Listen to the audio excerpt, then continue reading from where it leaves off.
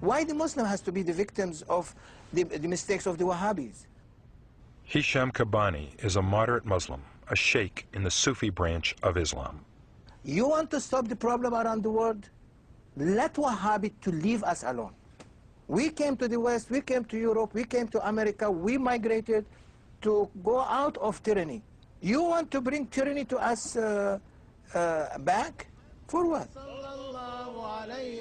من نوري قبل أن يخلق آدم من الطيب اللازب وعرف فخره على الأشياء وقال هذا سيد الأنبياء. In a former Episcopal church in Flint, Michigan that no longer had the congregation to support it, the followers of Shayx Kabbani gather for Friday morning prayers.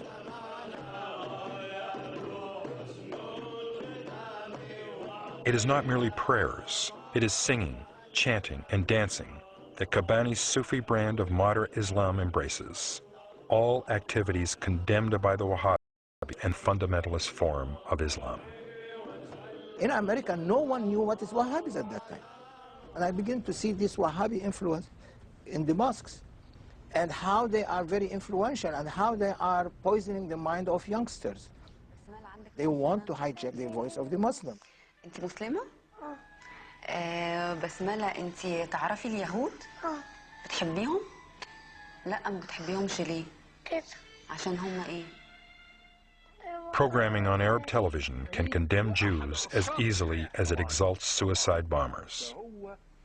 يعني وهو يستشهد يصل إلى قمة السعادة يعني آخر حدود النشوة.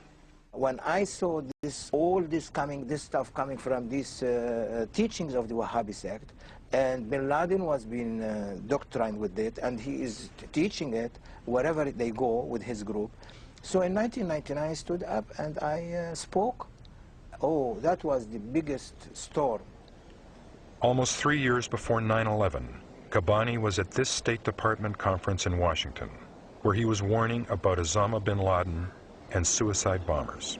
There are 5,000 kamikaze suicide being trained by Bin Laden in Afghanistan, that they are ready to move to any part of the world in order to explode themselves. And they are very, very sophisticated.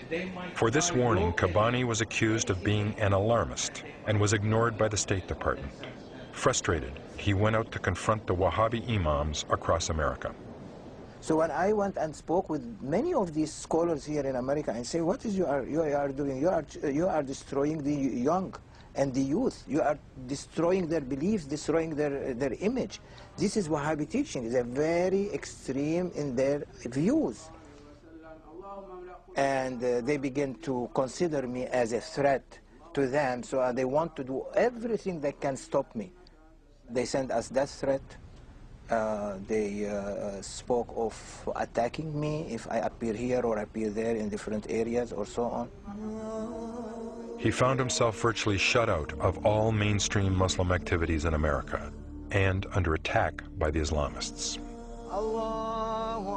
This is not the Americans, no. This is the Wahhabi influenced organization that they have a Wahhabi background. These death threats were very, very hard on me because we faced a lot of these problems.